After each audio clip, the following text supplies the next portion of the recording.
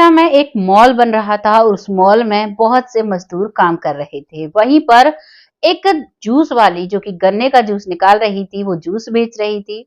लेकिन जैसे ही वो मजदूर पसीने में तरबतर हो रहे थे और काम कर रहे थे, तो उस मॉल के मालिक को वो देखकर दया आती। वो कहते हैं कि इनको सभी को जूस पिलाओ मेरी तरफ से। तभी उस मालिक का जो मैनेजर है, वो जाता है उस जूस वाली को बुलाने के लिए और सभी कर रहे काम जितने भी मजदूर थे उन सभी को जूस पिलवाता है।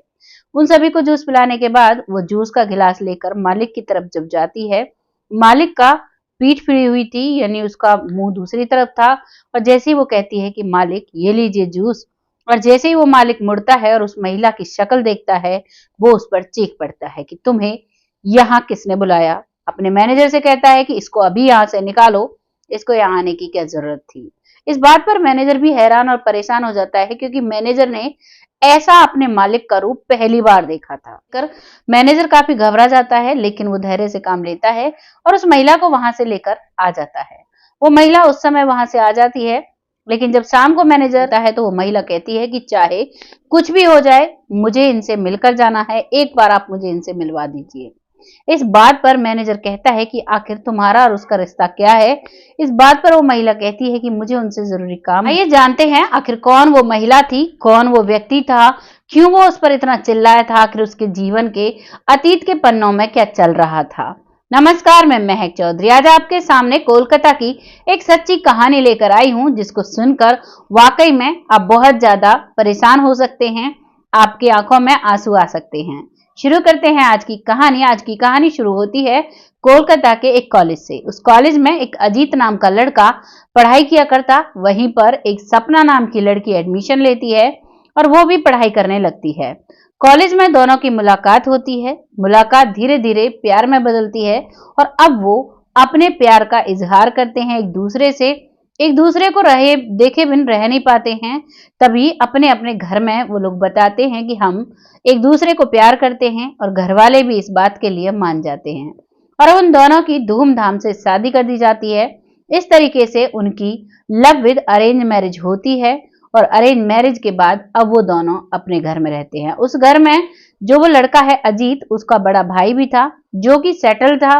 उस घर की एक रीति रिवाज थी कि जो भी बच्चे की शादी हो जाती है उसे कुछ पैसे दिए जाते हैं बिजनेस में लगाने के लिए, और उनको लगाकर वो अपना बिजनेस सेटअप करता है। वैसे ही अब अजीत को उसके पिता द्वारा ऑफर दिया जाता है कि बेटा ये लो 10 लाख रुपए और अपना खुद का बिजनेस बनाओ, खुद का काम चलाओ और खुद कमाई करो, बच्चों के लिए कुछ बड़ा खड़ा करो। इस बात को सुनकर वो खुश हो जाता है और वहीं कोलकाता शहर में जाकर, अभी तक वो गांव में रहते थे और अब वो कोलकाता के शहर में जाकर एक कमरा लेते हैं किराए पर, और वहीं पर एक छोटी सी दुकान खोलता है वो व्यक्ति और उस दुकान में अपना काम चलाता है। अपने हिसाब से वो दुकान खोलता है। सुबह शाम वो पति पत्नी घर में रहा करते, लेकिन दिन में उसका पति अपनी दुकान के काम से बाहर जाया करता और उसकी पत्नी दिन में अकेली घर पर रहा करती। लगातार ये सिलसिला चलता है। कुछ दिनों तक दोनों में बड़ा प्यार चलता है, लेकिन एक दिन उसकी पत्नी अपने पति पर चिड़चिड़ा उठती है। कोई भी बात उसका पति कहता तो सपना बात बात पर चिल्लाने लगती, उसे उल्टा जवाब देने लगती। इस बात पर अजीत कहता है कि तुम पहले तो ऐसी नहीं थी, क्या हुआ, कोई परेशानी है तो मुझे बताओ। तो वो कहती है कि नहीं, कोई परेशानी नहीं है, लेकिन तुम मेरा ख्याल ही कहाँ रखते हो। ऐसे ताना सा मारते हुए उससे जब कहती है तो इस बात पर वो हैरान सा होता है। दूसरे दिन से अपनी दुकान पर नहीं जाता है, वापस अपने घर की निगरानी करता है। वो सोचता है कि कोई इसकी सहेली आती है और इसे सिखाकर जाती है और इसे सिखाती है, तो इस बात से ये चिड़चिड़ी रहती है।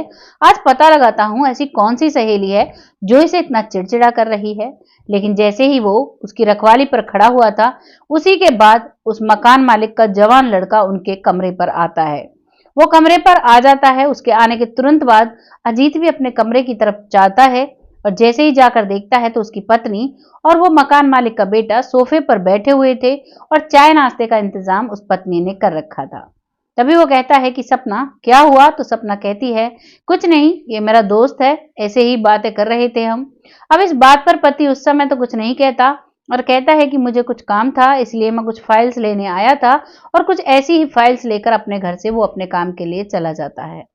वहां से वो उस समय तो चला जाता है, लेकिन जब शाम को आता है तो अपनी पत्नी से कहता है कि अगर कोई बात है तो तुम मुझे बता सकती हो। इस तरीके से एक जवान लड़का मेरी गैर मौजूदगी में घर पर आता है तो लोग क्या बात बनाएंगे। इस बात पर सपना कहती है, क्या तुम्हें मुझ पर विश्वास नहीं? तभी अजीत कहता है कि नहीं, विश्वास है, लेकिन लोगों का तो विश्वास नहीं है। वो राई का पहाड़ बनाने में देरी नहीं करते, और तुम अगर बदनाम हो जाओगी तो मेरे घर की इज्जत कहां पर रहेगी। इस बात पर वो पत्नी है वो गुस्सा हो जाती है और वो कहती है कि मुझे तुम्हारे साथ नहीं रहना। उसका पति भी गुस्सा हो जाता है कि इतनी छोटी बात पर ये इतनी चिड़चिड़ी हो रही है, जाओ तुम अपने मायके चली जाओ। अब वहां से उसकी पत्नी सपना वहां से अपने मायके आ जाती है, और जब मायके आती है तो मायके आकर रहने लगती है। करीबन 8-10 दिन वो अपने मायके रहती है। इतने में अजीत को सोच आती है कि कहीं मैंने जल्दबाजी में कोई गलत फैसला तो नहीं ले लिया, कहीं सपना सही तो नहीं, ये मेरा वहम हो। और अब वो अपनी पत्नी को मनाने के लिए उसके मायके जाता है। मायके जाता है तो वो देखता है कि वो लड़का उनके घर पर बैठा हुआ है, उनके घर मायके में। जब वो मायके में उस लड़के को देखता है तो उसे हैरानी होती है, और उसका शक अब यकीन में बदल जाता है कि इसने तो इसका पीछा यहां तक भी नहीं छोड़ा। हमेशा के लिए अपनी पत्नी सपना को छोड़ने का फैसला ले लेता है, और अब वो अपनी उस दुकान को बेचकर उन पैसों से एक बिजनेस खड़ा करता है। और उसका बिजनेस होता है कंस्ट्रक्शन साइट्स का और मॉल्स बनाने का। मॉल बनाता है और उनमें जब काम चलता है और जो प्रॉफिट होता है उससे फिर दूसरी जगह मॉल बना देता है। ऐसे ही कर करके सूरत में उसने एक बहुत बड़ा बिजनेस खड़ा कर दिया था, क्योंकि वो कोलकाता को छोड़ चुका था। और लगभग उसे 10 साल निकल जाते हैं। जब 10 साल निकलते हैं तो उसके बाद उसे याद आती है कि जो मेरी मातृभूमि है, क्यों ना एक मॉल वहां पर भी बनाया जाए। और अब वो वापस कोलकाता आ जाता है। कोलकाता आकर वो वहां पर एक बहुत अच्छी साइट देखता है, और उस साइट पर अपना कंस्ट्रक्शन का काम चलवाता है और एक मॉल बनवाने लगता है। लगातार कुछ समय तक वहां पर काम चलता है। तब तक वहां पर सिर्फ पहली बार अजीत देखकर गया था, लेकिन अब उसे फिर से याद आता है कि एक बार देखा जाए साइट पर कितना काम हो चुका, कितना रह रहा है। जून की तपती दोपहरी में वो आता है तो वो जब मजदूरों की हालत देखता है तो अपने मैनेजर से कहता है कि इनको कुछ खिला पिला दो। तभी मैनेजर बाहर खड़ी महिला जो कि जूस बेच रही थी गन्ने का, उसे बुला लेता है। वो सभी को जूस पिलाती है, और जब वो मालिक के पास पहुंचती है तो वो उससे लड़ने लगता है। उसके बाद वो वहां से चली जाती है, लेकिन अब वो ऑफिस के बाहर खड़ी हो जाती है और कहती है कि जब तक मैं इनसे बात नहीं करूंगी तब तक मैं यहाँ से नहीं जाऊंगी। अब वो जो मैनेजर है वो बाहर आता है। वो कहता है कि आप उनकी लगती कौन हो? तो वो बताती है मेरा और इनका 10 साल पहले तलाक हो चुका है। मैं इनकी पत्नी थी और मेरा तलाक हो चुका है, लेकिन अब मुझे इनसे कुछ पूछना है। मैनेजर कहता है कि ठीक है, मैं बात करता हूँ। मैनेजर जाकर अंदर अजीत से कहता है कि आपको वो मैडम कह रही हैं, वो जूस वाली है, वो कह रही है कि मैं उनकी पत्नी हूँ और मुझे उनसे कुछ जरूरी बात करनी है। इतने में अंदर अजीत ने जब उस पर डांट लगाई थी तो अंदर ही अंदर अजीत भी सोच रहा था कि मैंने कुछ गलत तो नहीं किया, कुछ मेरी आंखों को धोखा तो नहीं हुआ, क्योंकि जब इन दोनों का तलाक हुआ था तो इसने 10 लाख रुपए दिए थे उसको तलाक की एवजी में, लड़की को। लेकिन इसकी इतनी बुरी हालत हो गई है, मुझे नहीं लगता अगर उस मकान मालिक के लड़के के साथ ये रहती तो इसकी ये हालत नहीं होती। इसी बात को सोच रहा था, तब उसे सामने से वो कहता है कि वो बात करना चाहती है। तो वो तैयार हो जाता है और उसी ऑफिस में उसकी पत्नी आती है। वो आती है और कहती है कि सुनिए जी, अब मैं आपके बच्चे का बोझ नहीं उठा सकती, आप अपना बच्चा अपने पास रख लीजिए, उसकी जिंदगी बर्बाद हो रही है मेरे पास, मैं तो अपना जैसे तैसे काम चला लूंगी। इस बात पर अजीत कहता है कि तुमने तो मुझे बताया नहीं कि मेरा बच्चा भी है, और अगर ऐसी बात थी तो तुमने मुझे तभी क्यों नहीं बताया? तभी सपना कहती है कि अगर उस वक्त बताती तो सभी लोग ये कहते कि ये पैसे के लिए बच्चे का नाम ले रही है। मैंने इसीलिए नहीं लिया क्योंकि आपने मुझे 10 लाख रुपए दिए थे, मेरे लिए वो काफी थे और मुझे जरूरत नहीं थी पैसों की, मैं लालची नहीं थी। तभी अजीत कहता है कि चलो ठीक है, तुम लालची नहीं थी, लेकिन तुमने गैर व्यक्ति से संबंध तो रखे। इस बात पर सपना भड़क उठती है और कहती है कौन कहता है मैंने उससे संबंध रखे? वो मेरा एक अच्छा दोस्त था और उसने वाकई में मुझसे पैसे हड़पने के लिए दोस्ती की थी। जब उसने मुझसे पैसे हड़प लिए, उसके बाद जब मेरे पास पैसे नहीं बचते हैं जो तुमने दिए थे 10 लाख रुपए, वो एक बिजनेस में उसने लगवाए थे। उसके बाद वो मेरी इज्जत के साथ खेलना चाहता था, लेकिन मैंने उसको सख्त हिदायत दी, मना किया और उससे लड़ाई की, और इसी वजह से वो सारा पैसा बिजनेस में डूब जाता है और मैं पाई पाई के लिए मोहताज हो जाती हूँ। ऊपर से तुम्हारा बच्चा भी जन्म ले लेता है।